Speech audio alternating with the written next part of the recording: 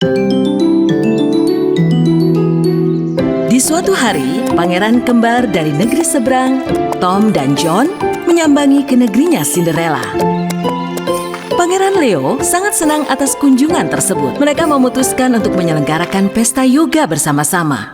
Ayo kita selenggarakan pesta yoga terbesar di dunia. Dan mungkin kami akan menemukan pasangan kami di acara itu.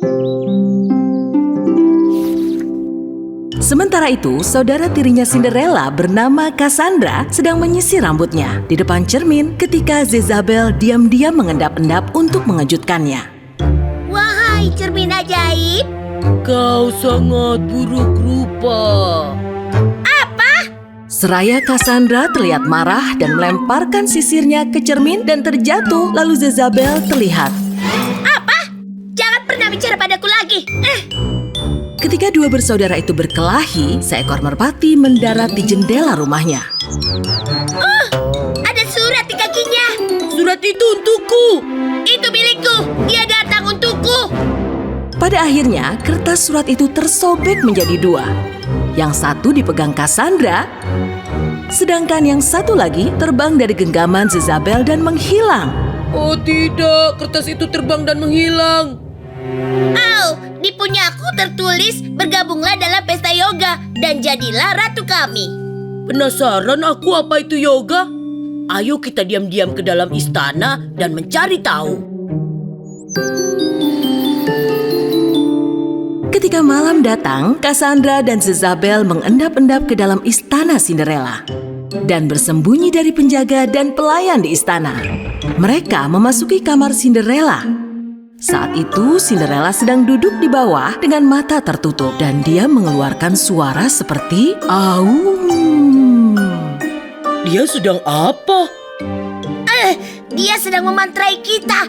Ayo cepat, kita harus segera balas. Jangan teriak, diam. Ketika Jezabel mencoba untuk menghentikan teriakan dari saudaranya Cassandra, ia terselip dan terjatuh tepat di hadapan Cinderella. Kalian sedang apa? Kami melindur.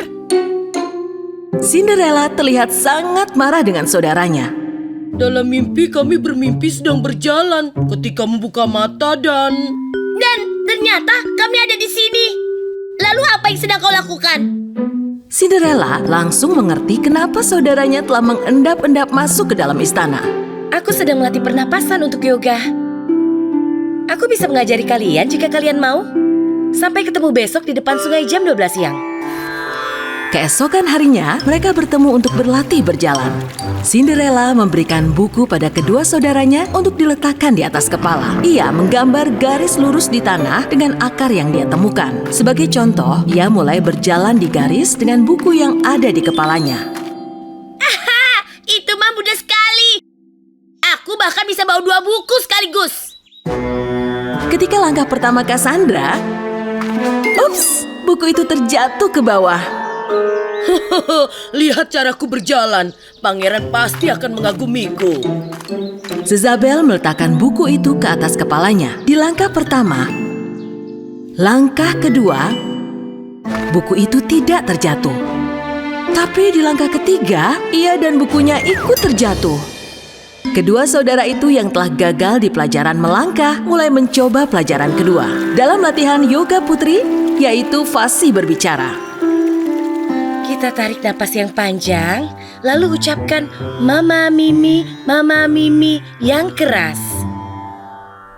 Mama, Mimi, mama. Tidak menyikat giginya, bau busuk tercium dari mulutnya. Ih, kau pasti makan ikan busuk tadi pagi. Mereka memakai lagi setelan olahraga dan bertemu lagi, lalu memulai gerakan dalam kelas yoga yang bernama gaya pohon. Postur tubuh seorang putri harus terlihat cantik. Itu bisa kita lakukan dengan berlatih 3 macam hal. Angkat kedua tangan ke atas, tarik napas dalam-dalam. Sekarang keluarkan pelan-pelan. Ketika Cinderella menarik nafas panjang, ternyata Jezabel tertidur sambil berdiri. Sedangkan Cassandra lidahnya menjulur seperti anjing yang sedang bernafas. Tolonglah papi, aku jatuh cinta papi aku.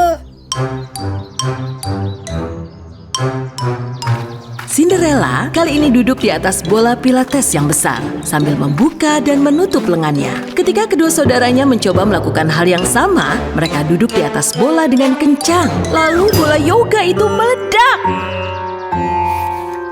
Esok hari adalah hari terakhir dari yoga putri. Cinderella hendak mengajarkan kedua saudara tirinya gerakan yoga yang sulit.